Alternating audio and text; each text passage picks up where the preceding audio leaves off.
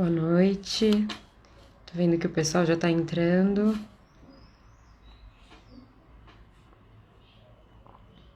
Boa noite. Acho que a Renata já tá entrando.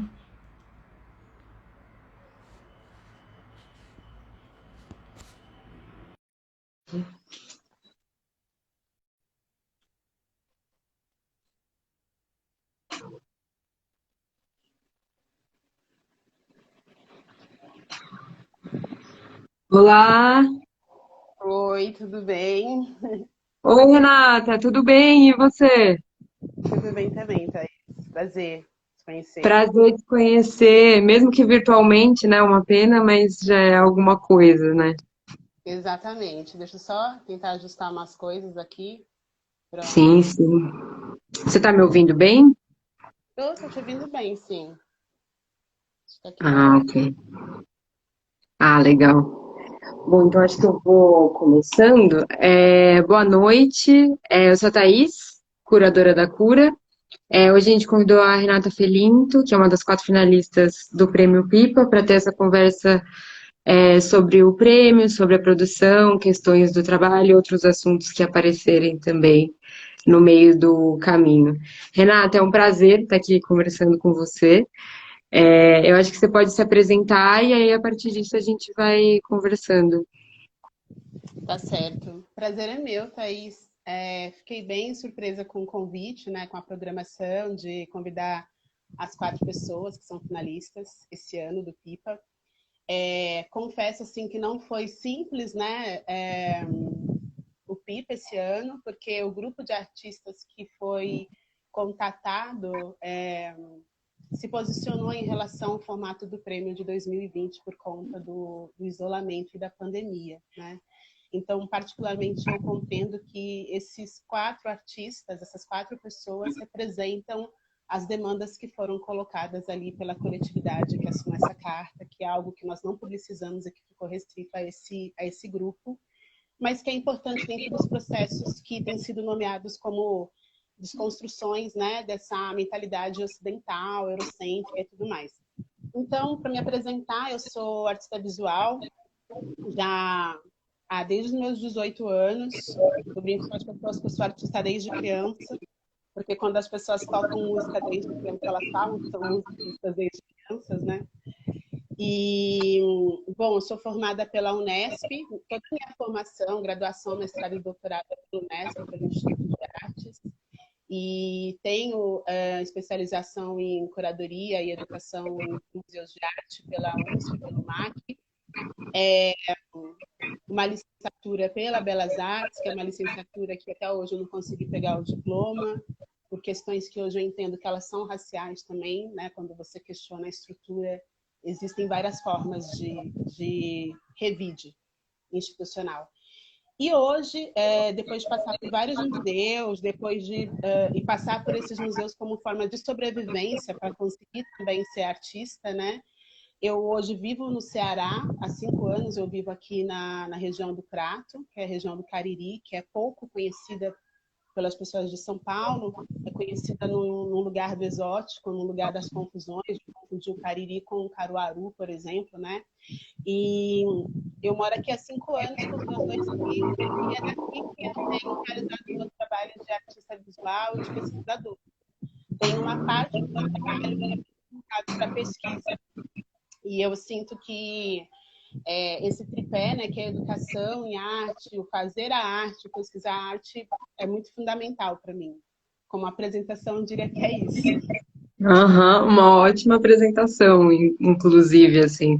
É, E é interessante quando você comenta do posicionamento em relação ao Prêmio Pipa, porque, de fato, né, ainda mais uma artista, como você estava assistindo algumas entrevistas suas e você se coloca como uma não, anti-artista, né? O inverso de uma artista na ideia de uma construção clássica do artista, ou a construção do artista que é o artista branco, que é o artista europeu, que chega aqui de outras formas, mas que permanece dentro da estrutura de poder.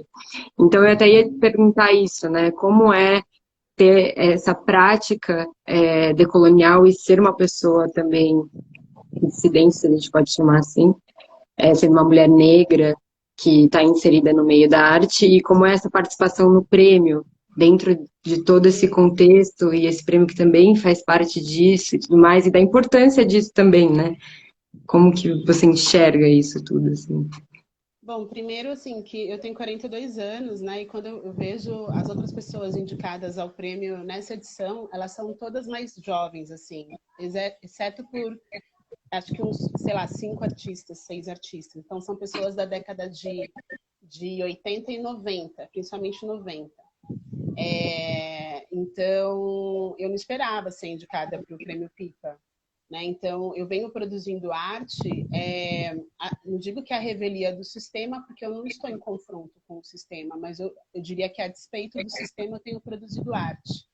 E quando eu observo isso, eu vejo que várias das artistas que hoje, inclusive, têm sido reverenciadas, né, que é o caso, por exemplo, da Maria Auxiliadora da Silva, são artistas que não foram em vida acolhidas pelo sistema da arte, né? São artistas que tiveram que, inclusive, vender suas obras em locais como praças públicas, baixos. Então, de uma maneira que eu não vejo como positiva, mas eu vejo como resistência, eu sou continuidade dessas mulheres que se colocaram no lugar de eu sou artista, independente do que aconteça. Uma questão que para mim é muito importante é que o próprio movimento negro, a própria comunidade negra, e é muito importante que as pessoas entendam que o movimento negro, nós não estamos falando só das pessoas ativistas que vão para a rua e que fazem esse enfrentamento direto, mas que são várias instâncias, né, do que a gente tem como movimento negro, são as pessoas nas associações de bairro, dentro de igrejas, dentro de terreiros, mas que têm uma consciência étnico-racial e histórica. Essas pessoas foram as primeiras a me acolher como artista. Então, inúmeras vezes, quando eu pensei em não insistir mais numa produção de arte que me retornasse financeiramente o que eu empreendi, né, para realizar os trabalhos, foi o movimento negro que me acolheu e que determinou, que acreditou que eu era artista antes do sistema da arte. Então, acho isso muito importante de colocar, porque não são poucas as vezes que existe o discurso de que as pessoas pretas são desunidas, de que as pessoas pretas não se articulam. Na verdade, essas articulações não aparecem, porque não é interessante que elas apareçam, né? Então, esse é um ponto que para mim é fundamental, né? Foi esse movimento de pessoas pretas no âmbito da cultura que sempre me reconheceu no lugar de artista. E para mim isso precisa ser dito, assim, que é o meu agradecimento. E o prêmio Pipa, eu via vários colegas meus da graduação, por exemplo, concorrendo ao Pipa, né? Eu pensava, puxa, essa pessoa estudou comigo, essa pessoa foi da minha sala. As mesmas informações que essa pessoa teve na formação dela dentro da academia, eu tive. E daí eu fui entendendo muito rápido, isso foi com 20 e poucos anos, que essas pessoas tinham, inclusive, um ciclo de sociabilidade do qual eu não dispunha e não disponho. Porque as minhas relações de profissionais, ainda que eu conheça curadores, diretores e etc., eu nunca me coloquei como alguém que está nessa relação para conseguir um espacinho numa exposição, né? Eu nunca fui lá, ó, esse é meu portfólio, né? Dá uma olhada. Então, eu sempre esperei as pessoas notarem o meu trabalho de arte. E daí eu acho que essa indicação do Prêmio Pipa, ela veio justamente por esse lugar, de pessoas que foram trabalhar comigo em outras instâncias, que eu sei que são pessoas que compõem quem tem o poder de indicar os nomes, e essas pessoas daí descobriram que eu também era artista, né? Então, tem pessoas com as quais eu trabalhei como pesquisadora, como curadora, que eu sei que também estiveram ali no momento de indicar os nomes, né? Então, para mim é uma descoberta dessas pessoas de que as mulheres pretas que produzem arte não necessariamente elas vivem só da sua produção de arte. Muitas vezes elas desempenham outras profissões e essas outras profissões eclipsam ou tomam muito tempo e energia dessas mulheres, daí a produção de arte não aparece como deveria aparecer, né? Então, para mim, ainda que eu tenha crítica ao prêmio, porque a gente está numa lógica ainda da competição, que é uma lógica do Ocidente, né, de competir, ver quem é o melhor. ainda assim eu acho que é importante porque isso traz, sem dúvida nenhuma, assim, retornos para a minha carreira, né? Já está trazendo. E, e assim, ao mesmo tempo, ainda que eu não precisasse dessa confirmação, mas é muito importante que esse outro sistema da arte, que é um sistema que está vinculado às galerias, às grandes instituições, a quem produz a crítica e a história da arte, que vai ficar aí eternizada, né? Em determinados acervos, é importante que conste lá o meu nome, de Geviana, né? De pessoas pretas, de pessoas racializadas e humanizadas. Sim, e é muito sobre a presença, né? Que nunca teve, e agora com essa porta aberta, se a gente pode chamar assim, é importante, né? Essa colocação, esse comparecimento. E quando você fala dessas outras profissões, esse tópico, né, da multiplicidade, né, que é essa multifacetação do artista, principalmente a artista mulher negra, que também é mãe, no caso, e tudo isso vem no pacote, isso é muito presente no seu trabalho, assim, como matéria dele mesmo, assim, você coloca isso bastante, principalmente no Embalando Mateus, a som de hardcore, que você coloca as notas e você coloca os áudios e toda essa questão que envolve o todo, que é a sua prática artística, que ela não se limita ao resultado ali final, ela tem todas as etapas que vêm atrás e todas essas multidivisões que existem, né? E aí, nesse sentido, como eu queria que você comentasse um pouco mais sobre como você enxerga essas divisões todas que acontecem, assim. Você fala divisões do ponto de vista do trabalho, da profissão, ou das categorizações, assim, do meu trabalho? Do Eu momento... acho que de. Oi, pode. Não, pode falar, Thaís, pode concluir. Não, eu acho que é de ambos, assim, as próprias divisões que são impostas a você, no sentido de ser professora, ser artista, e também como o seu trabalho se coloca lá em matéria, né? Que ele também é diverso nesse sentido. Sim. Bom, eu estava pesquisando até um tempo atrás, eu acho que vou fazer um artigo sobre isso em algum momento, como artistas pretos, né, no Brasil precisaram, por exemplo, ser funcionários públicos para poder garantir um sustento que lhes proporcionasse ser artistas criando o que quisessem, o que precisassem criar. E daí, quando a gente vai para a história da arte, tem várias pessoas, né? Assim, eu estou falando da história da arte não só no sentido das artes visuais, não só se referindo a essa sub-área, mas pensando, por exemplo, Machado de Assis, Heitor dos Prazeres, Manuel Querino, próprio Dalton Paula, né? Tem muita gente que eu fui listando que foi funcionária pública, né? Eu sou funcionária pública hoje. Para garantir que pudesse ter sustento, uma vez que o sistema da arte não escolheu essas pessoas, no caso de nós, artistas visuais, para serem artistas subsidiados na sua produção. Depois que o nome aparece, né, que o trabalho vai tendo mais espaço de exibição, aparecem as galerias, mas eu acho muito importante colocar essa questão. Então, hoje eu sou professora universitária, primeiro porque é uma profissão que eu consigo exercer com prazer, né? Que para mim ela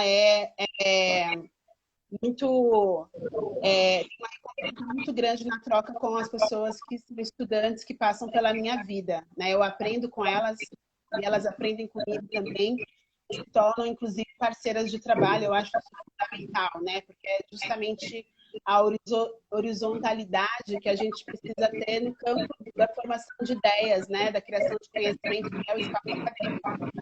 Então, para mim, isso é importante. Então, hoje eu sou universitária, que eu fui ao longo aí da minha formação percebendo que o único lugar que me daria tranquilidade de produção do meu trabalho de arte seria a academia, porque eu poderia pesquisar para criar minha obra de arte, né?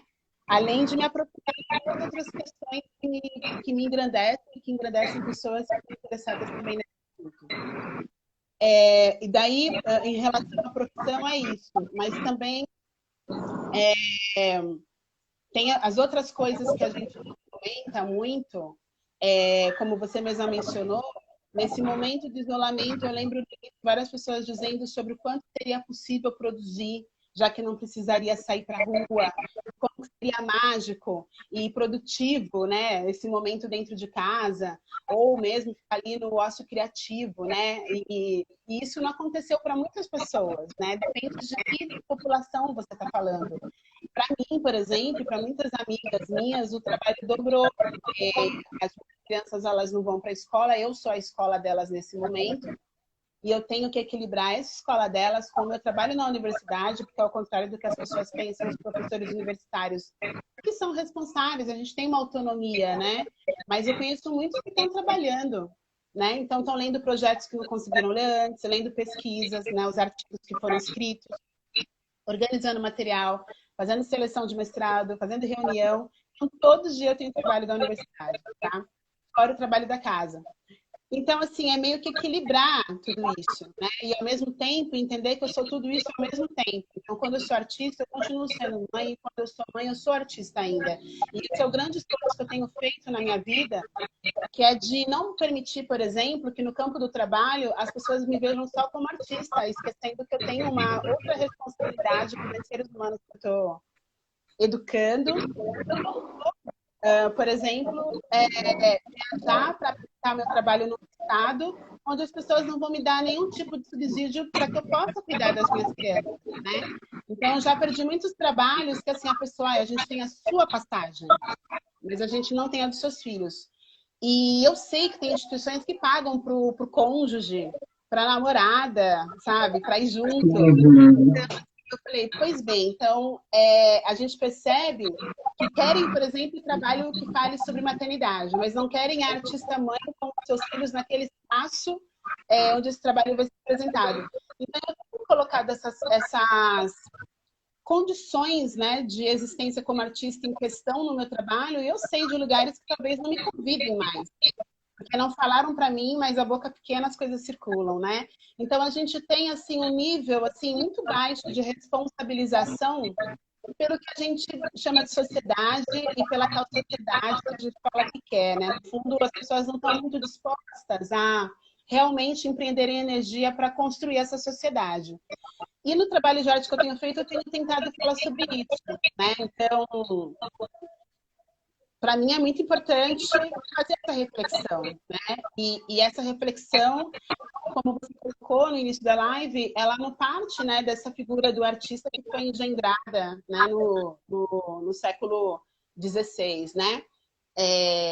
Do grande gênio. Eu sou uma pessoa que não me considero genial, mas e que tento aproveitar todas as vivências que tenho para poder criar um trabalho que faça sentido para mim e para mais pessoas, né? Então, a separação de linguagens, por exemplo, para mim, daí, nesse sentido, não tem relevância, porque eu estou criando, pensando em outras cosmologias, né? Em outras estruturas sociais. Por África, meu trabalho de arte, o trabalho de arte em África, ele é tudo junto ao mesmo tempo, né? Ele é escultura, que em volta dela alguém vai fazer uma dança, alguém vai cantar uma música, né? E não tem um momento de agora eu vou ser só artista e o resto da vida eu deixo para lá. Né? Essa é uma perspectiva ocidental.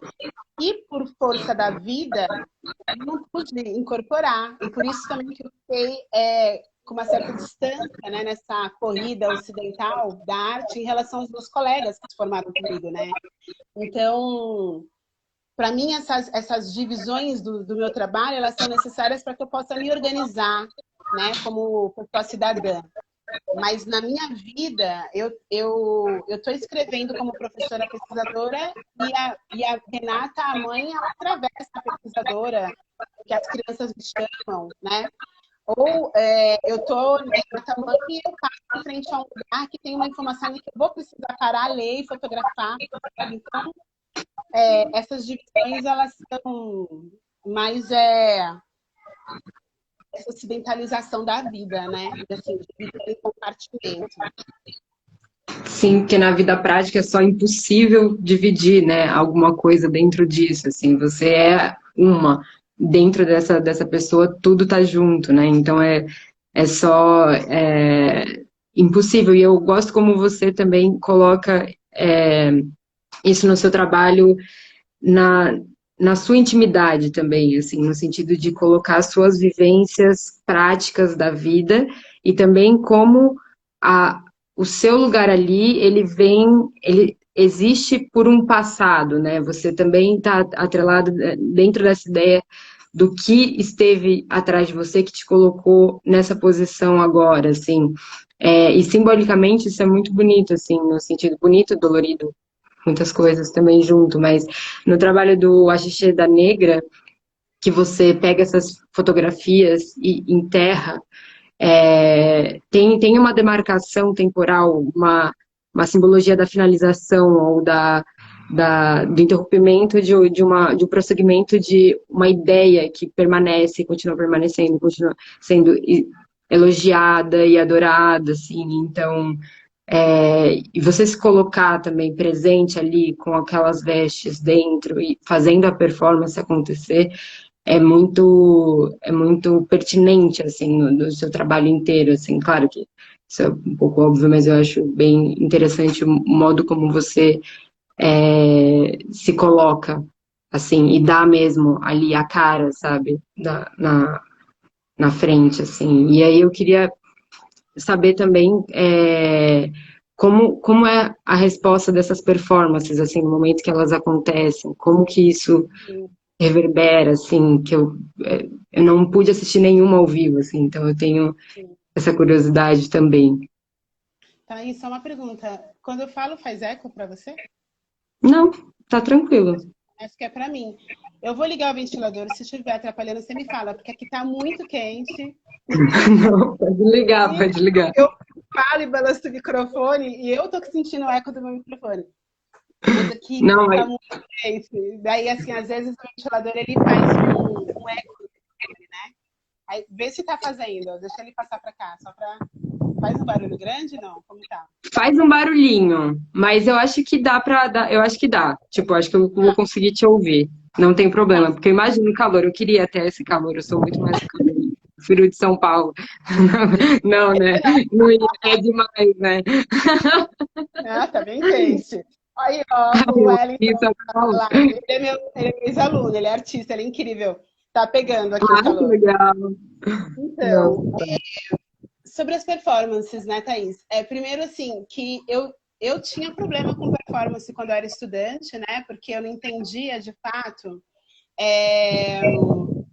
o que era essa linguagem da performance, né? Eu via algumas performances em alguns lugares em São Paulo e não entendia muito a proposta, até porque dentro do curso de artes visuais do Instituto de Artes da Unesp, não existia nem a disciplina de performance e sequer nós falávamos de performance na aula de História da Arte. Eu estou falando de uma formação que aconteceu no início dos anos 2000, né? Então, assim, faz 20 anos, né? Então,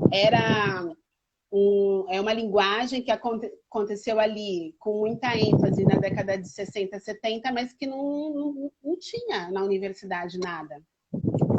Sequer as pessoas que eram estudantes tinham trabalhos em performance. Então, durante muito tempo, eu fiquei tentando entender o que era, né, a performance.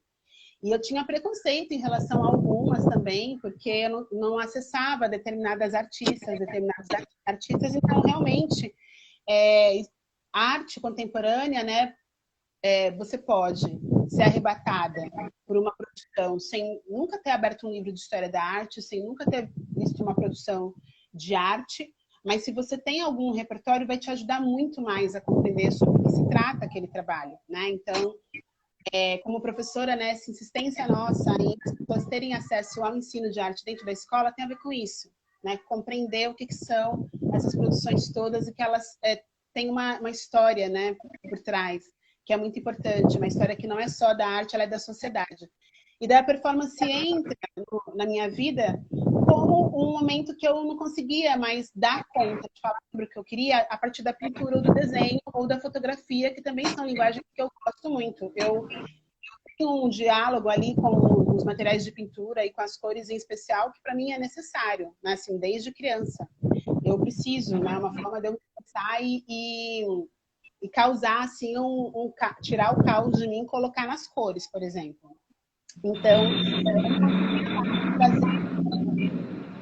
as ideias que eu queria para o mundo a partir da pintura do desenho. E daí eu fiz a performance, que foi o Whiteface o primeiro trabalho que eu fiz de performance.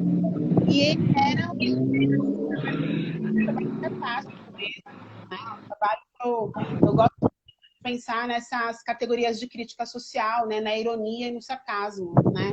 E no humor que é feito a partir dessa articulação, porque de uma maneira e no cinismo também, né? Porque tem um texto que A Ordem do Discurso, do Foucault, onde ele fala do cinismo, né, como uma forma de contar a verdade, né, e não exatamente na maneira como nós usamos a palavra cinismo. Nós usamos como se fosse alguém tentando nos desprezar e ao mesmo tempo tirar um sarro, zombar. Mas não, ele vai falar nesse texto sobre o cinismo como uma forma de você jogar uma verdade no mundo.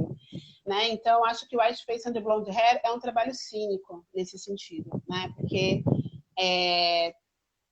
as pessoas estão vendo que eu não sou loira, assim como muitas mulheres não são loiras, não são as nórdicas que pensam que são, mas se você tem poder aquisitivo, você é tratada dessa maneira, né? E daí a loirice, assim, ela é como se fosse um carimbo, né? Como se fosse um pedigree no Brasil. Então, esses trabalhos de performance, para mim, é muito importante ver essa reação imediata mesmo do público. Não são trabalhos que eu penso em fazer de maneira repetida, por isso que muitas vezes eu gravo e fotografo, para que fique esse registro, para que ele possa ser exibido. Até porque eu não sei se eu vou conseguir, numa outra apresentação da performance, as mesmas emoções, né? Realizar o trabalho da mesma maneira. Então, eu gosto muito de pensar no trajeto, na sequência, no roteiro, e que as reações sejam espontâneas, né? Então, no Whiteface and the Blonde Hair tinha um retorno das pessoas na rua Oscar Freire que era de indignação mesmo, né? De elas olharem e verem que eu não era loira, mas que eu estava pintada de loira, né? Então, elas olhavam muito indignadas para mim, inclusive, e especialmente as mulheres. Porque eu entrei em lojas, eu fui tomar café, nós andamos a rua inteira, eu com a equipe, né? E esse trabalho eu me lembro que quando eu produzi, eu não tinha nem dinheiro para produzir, mas eu falei, bom, eu trabalhava, né, como funcionária, eu pensei, eu vou pegar meu 13º para fazer esse trabalho. E foi o que eu fiz. E acho que é assim, né? O trabalho de arte ele demora, em alguns momentos, tempo para maturar, para as pessoas compreenderem o que é aquela produção, o que ela significa. E o Whiteface Blonde Hair ele é um trabalho que eu coloco nessa categoria. E na sequência, eu fiz o Danço na Terra em que Piso, que esteve agora na 12ª Bienal do Mercosul, com a curadoria da Andrea Junta, né? E quem escolheu esse trabalho foi a Fabiana Lopes, que é um trabalho que há muito tempo ela já falava para mim o quanto que ele arrebatava no momento em que ela assistia, porque ele articula essas questões que você colocou, como a ancestralidade, mas ao mesmo tempo fala sobre fixar, aterrar o seu pé, a sua existência no lugar onde você vive, né? Então, isso é uma questão que é importante. Então, hoje eu vivo no Cariri e eu acho que agora, depois de 5 anos, eu aterrei a minha existência nesse lugar, nessa terra também. Porque esse trabalho fala sobre afrodescendência, negrodescendência, mas ele diz que em qualquer lugar do mundo, se eu, Renata, for para a Alemanha, ou se eu for para a Nigéria, ou se eu for para o Japão, aqui no Ceará, as pessoas vão me ler como fenótipo de mulher africana. Não importa a minha nacionalidade. Essa é a leitura que as pessoas vão fazer de mim. Inclusive, quando eu mudei para cá, muitas vezes as pessoas perguntavam se eu era de lá. Aí eu comecei a falar de lá da onde, né? Mas eu sabia que o de lá significava de lá da África, né? Então, nesse trabalho que eu danço em vários lugares de São Paulo, ele é sobre isso, né? A dança como uma forma de acionar uma ancestralidade, pensando nas várias cerimônias, ritualizações da espiritualidade em África, que são feitas a partir da dança como mediadora, E no final dessas danças eu fico descalça em todos os lugares nos quais eu danço, né? Porque é esse sentido de aterrar, de me fazer também crescer, de ter os pés como raiz, de me expandir em qualquer território, né? Independente das nacionalidades que vão colar na minha imagem, das outras culturas que existem naqueles espaços, de entender que eu vou ser essa pessoa em qualquer lugar, né? Então, Danço na Terra em que Piso é um trabalho que, para mim, também ele é muito emocionante mesmo, né? Porque ele é sobre uma aceitação também, né? Eu tinha muitos problemas em relação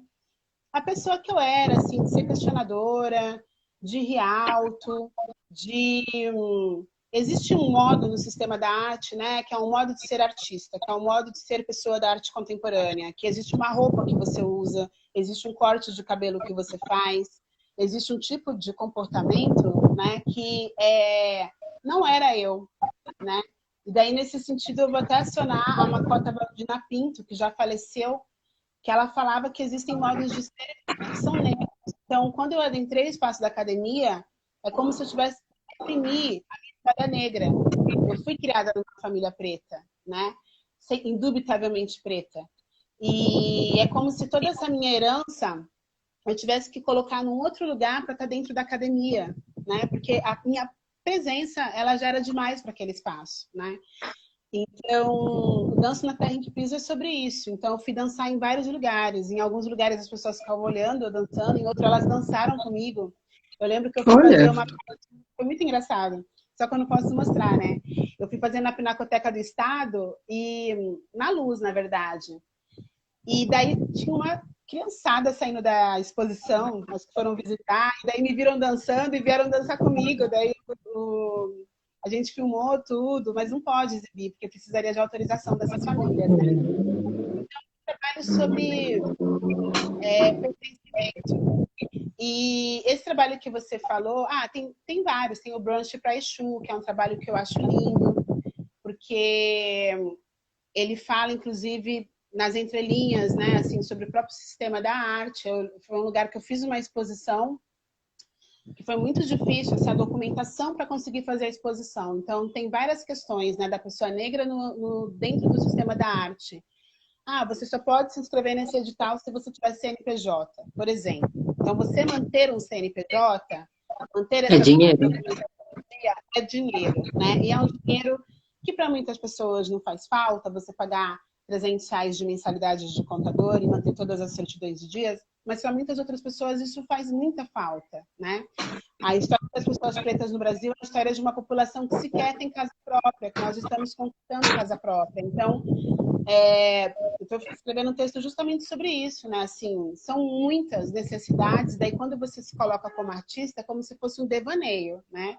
Então, para fazer essa exposição nessa instituição, eu tive muitas questões de documentação, demorou para sair as certidões e uma hora ela saiu. Só que quando abriu a exposição, a instituição decidiu que naquela exposição não teria vernissagem, mas no anterior tinha tido vernissagem. Aí eu falei, ok, tudo bem. Então eu vou comemorar na rua. Vou agradecer para a Exu, que abriu os caminhos para essa exposição acontecer, e eu vou comemorar com os Exus de rua, né? Então, um brunch para Exu, eu fui servir um brunch para as pessoas em situação de rua na Praça da Sé, Marco Zero de São Paulo. E as pessoas foram chegando. Correu ali que nem um piquenique, e esse foi o trabalho, né? De pensar em alimentar esses Exus de rua, que abrem caminhos também, né? E o Axé da Negra, que você mencionou, Thaís, é um trabalho que ele fala da história do Brasil, né? Assim, e como a nossa história da arte, ela tem sido muito marcada ainda pelo modernismo, e eu falo isso porque eu sou professora, então, dentro da sala de aula, não só das universidades, mas também do ensino fundamental 1 e 2 ensino médio, é muito difícil transpor o modernismo, né, como esse movimento artístico que é um marco de brasilidade, entre aspas, né? Então, as pessoas param ali, é muito difícil elas chegarem no concretismo, no neoconcretismo, no contemporâneo, geração 80 nem pensar, né? Então, o ensino de história da arte dentro das instituições de educação parou 100 anos atrás, né? Nós estamos em 2020, daqui a pouco 2022, 100 anos da Semana de Arte Moderna, e nós ainda estamos nas escolas, parando no Alfredo Volpi, na Tarsila do Amaral. E esse trabalho da Tarsila Negra, que é um marco dessa artista, né? Tarsila, nessa performance, eu não estou questionando a importância que ela tem para a arte brasileira, que, sem dúvida, ela é uma artista que planejou a sua carreira, né? O machismo tem colocado na conta do Oswald de Andrade a genialidade da Tarsila, né? Que é isso que o machismo faz, né? De dizer que ela não era protagonista da sua própria criação e que ele a alimentava, né? Ele e o Mário. Ali acontecia uma troca de pessoas que eram amigas, né? Então, muito provavelmente, algumas informações que estão trabalhadas em livros deles também vieram de comentários da Tarsila. Enfim, mas a questão do trabalho é pensar na negra, que tem como referência a ama de leite da Tarsila, que é uma foto que esteve na exposição da Tarsila na Biblioteca do Estado. Wellington, tem um parágrafo, Geração 80. Sim. E muitas vezes, né, assim, os mesmos artistas também na Geração 80, né? E daí, a ideia desse trabalho é colocar essa mulher, que serviu de referência para a Tarsila fazer a negra, para descansar, né? Então, eu estou pensando em todas as existências de mulheres pretas que, desde que o Brasil se tornou um país escravocrata até depois disso, né? A gente teve um exemplo aqui durante o período do isolamento, Pernambuco, que perdeu o filho, né?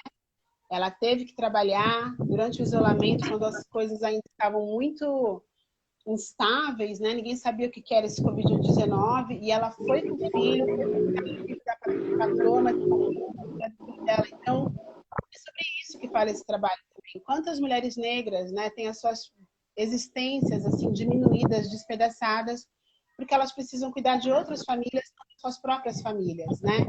Então, a Xoxeda Negra, ou Descanso das Mulheres que Mereciam Serem Amadas, ele é o enterro dessas imagens, ele é o enterro dessa narrativa doce, romantizada, da relação da mulher negra com a criança branca que ela tem que cuidar.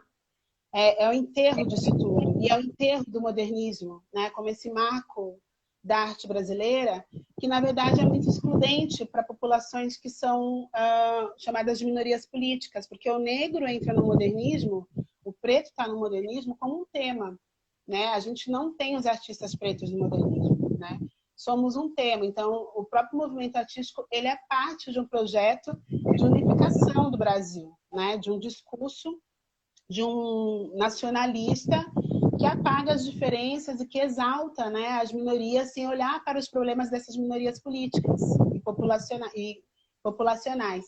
Então, esse trabalho ele é o enterro das fotos, e as pessoas na performance têm de tudo, porque eu distribuo essas fotos para as pessoas enterrarem.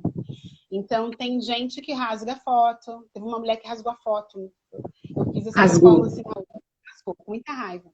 Uma mulher negra, eu fiz essa performance a última vez, o ano passado na USP, faz um ano, foi na EAD, a convite da pós-graduação para um evento que se chama SPA, Semana de Pesquisas em Andamento, da pós-graduação. Daí eu fui fazer a conferência de abertura e fui apresentar essa performance. E daí eu distribuo as fotos para as pessoas durante a performance.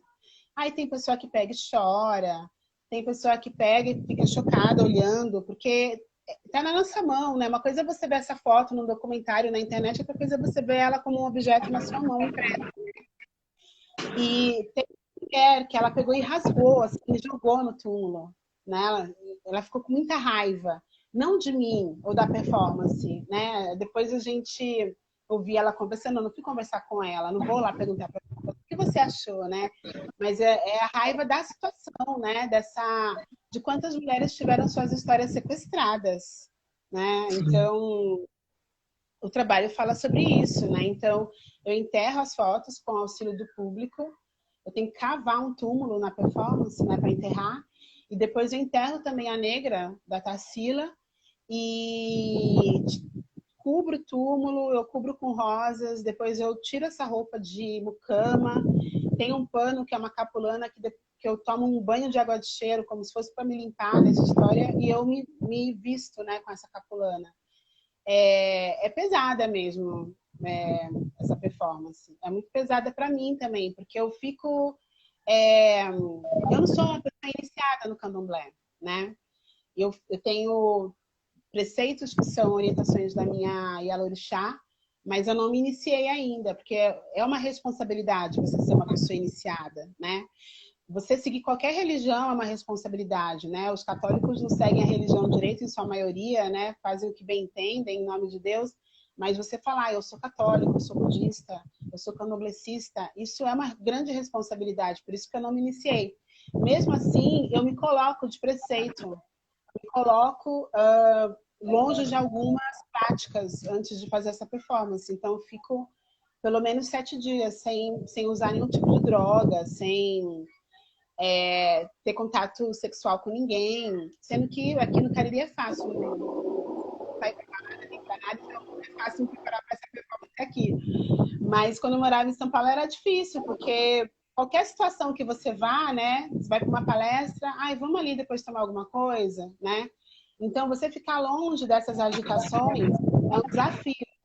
Mas para mim é muito importante, porque era um respeito, assim. Eu pensava, vou pensar em tudo que essas mulheres não puderam fazer, né?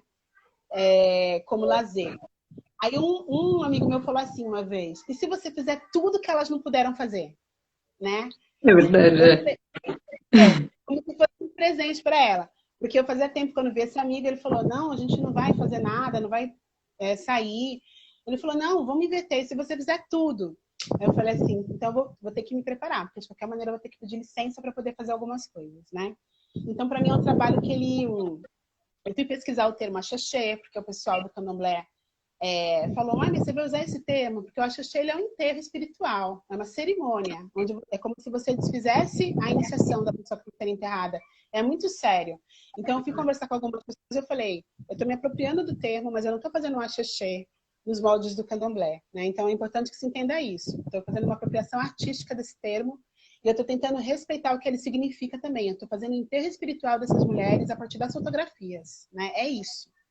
Então, esse trabalho, assim, eu apresentei ele em 2017, ele é de 2017.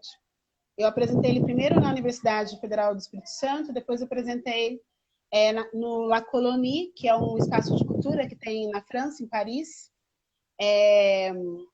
dentro da programação da FIAC. E daí, a pessoa que me convidou para me apresentar o trabalho, ela tinha que dar meu prolabore e ela não me deu.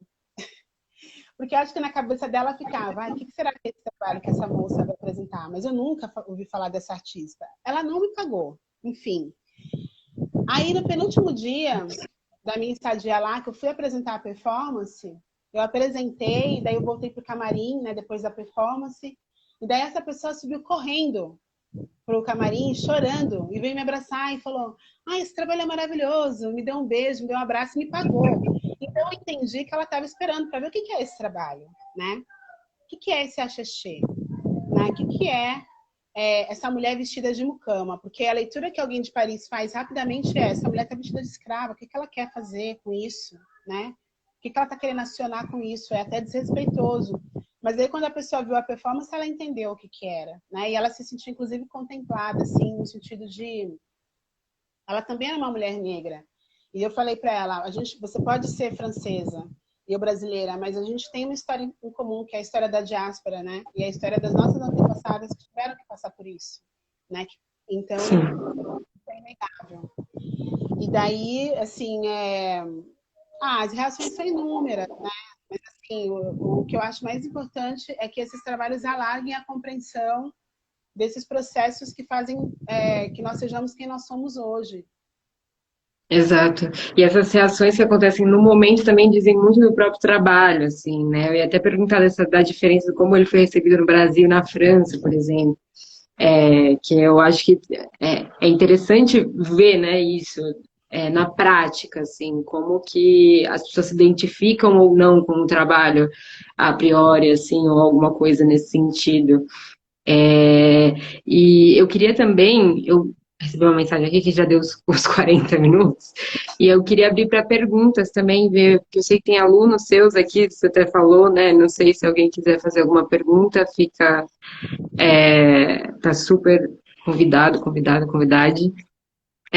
Porque eu acho que assim, eu tô tendo uma aula aqui nesse momento sobre toda essa construção do seu trabalho, assim, e tudo que ele significa. Por mim, eu até continuaria com várias perguntas. Isso que você disse até sobre o seu preparo para a performance, eu acho bem interessante também, né? O modo como você encara a performance, ele não deslocado necessariamente do que assim, o mundo da arte, o mundo da religião, o mundo da Renata, sabe? Ele atravessa todos esses processos, assim, que é muito interessante de, sim. Inclusive, Thaís, eu tenho chamado, assim, esse conjunto, né, de performar a vida, assim, eu fui dar uma oficina sobre isso, eu tenho falado sobre isso, assim, porque, primeiro, essa questão da performance se confundir, né, com as nossas vidas em alguns momentos, e no trabalho de várias pessoas artistas, não só no meu, mas, assim, no caso das pessoas pretas, né, é, tem uma coisa de performar a vida no sentido da gente performar em todos os espaços que a gente circula, né? Como é que você tem que se comportar? Como é que um homem preto se comporta para ele não ser revistado pela polícia numa blitz? Como é que uma mulher preta se comporta para não ser assediada, né? Ou para não ser tratada como a pessoa que está servindo, quando na verdade ela está consumindo, né? Ou se divertindo também. Então, existe um protocolo das pessoas pretas de comportamento e que as nossas famílias, as mães em especial, a Sheila Ió, maravilhosa, elas nos ensinam sobre como nós devemos nos comportar, né? Então, da performance, não é à toa que tem tantas pessoas pretas fazendo performance hoje, porque a gente performa desde a África, né? Mas aqui no Brasil a gente tem performado um comportamento ocidental, né? Então, isso precisa ser dito, a gente precisa entender o quanto que isso é violento também, né? De você não poder se comportar em alguns lugares como você porque a sua forma de andar, o seu jeito de gesticular, a forma como você arruma o seu cabelo, respeitando a natureza do seu cabelo, tudo isso o outro entende como inadequado e não percebe o quanto que é violento, né? Em relação à sua existência. Então, eu tenho falado um pouco sobre isso, né? Performar a vida. A gente tem performado as nossas vidas, né? De muitas maneiras, para poder estar aqui. Não, sim. Até porque são espaços que não foram construídos, constituídos para a existência de pessoas negras enquanto participantes efetivas, né, desse espaço, assim, é uma Exatamente. margem, né? Então, como não performar num espaço que não foi construído para você também, né, assim, nesse sentido. Então, nossa, eu acho que é exatamente isso. Você recebeu vários elogios aqui agora nos comentários. Eu acho que se ninguém tem mais perguntas, eu acho que a gente pode ir encerrando. É, Bom, Renata, foi um prazer conversar com você. Eu acho Prazer foi que, por meu, Thaís. mim, eu continuaria assim, conversando por mais algumas horas e espero que a gente possa se encontrar também pessoalmente em algum momento, se possível, no futuro. É, E eu acho que é isso. Se você quiser fazer mais algum comentário, colocar mais alguma questão. Assim, eu agradeço também o convite, as pessoas que nos acompanharam, porque tem uma oferta enorme, né, de lives hoje, né? Então é difícil, assim, até escolher. Mas o bom é que ficam gravadas também as conversas. E daí tinha uma questão que eu achei importante, que a gente não discutiu, mas que eu vou falar rapidamente, sobre essa pauta, né, da representatividade, né, de chamar atenção que não é uma pauta, que é a minha vida, é a vida da Sheila Ió, que está aí, do Wellington, que está aí também, que é artista. Não é uma pauta, né? É uma produção e uma narração e uma exibição de uma arte que ela inclua outras humanidades, né? Então, é de fato agora a gente fazendo uma história da arte da humanidade, né? A gente tem vários livros que falam de história da arte geral ou universal, mas que o recorte ele é europeu. Então agora o que a gente está fazendo simplesmente é ampliar de fato para uma história da arte da humanidade, né? E daí representatividade não é a palavra, né? Porque ela coloca a gente numa outra categorização que acaba sendo marginal também. Acho que é isso. Sim, Obrigada, muito bem Tânia. colocado. Muito bem colocado. Olha aqui Até, minha mãe. Ó, Beijo da Mamis. Super oi, fofa. mãe. Não, perfeito. É muito bom você fazer esse comentário, assim. É sempre importante colocar os pingos nos is e a linguagem vem muito para continuar discursos problemáticos e estruturas problemáticas. Então, acho que é mega necessário, assim. Bom, mas é isso. Super obrigada. Um beijo para todo mundo que assistiu. Um beijo para você, Renata. A gente se vê em breve. Beijo.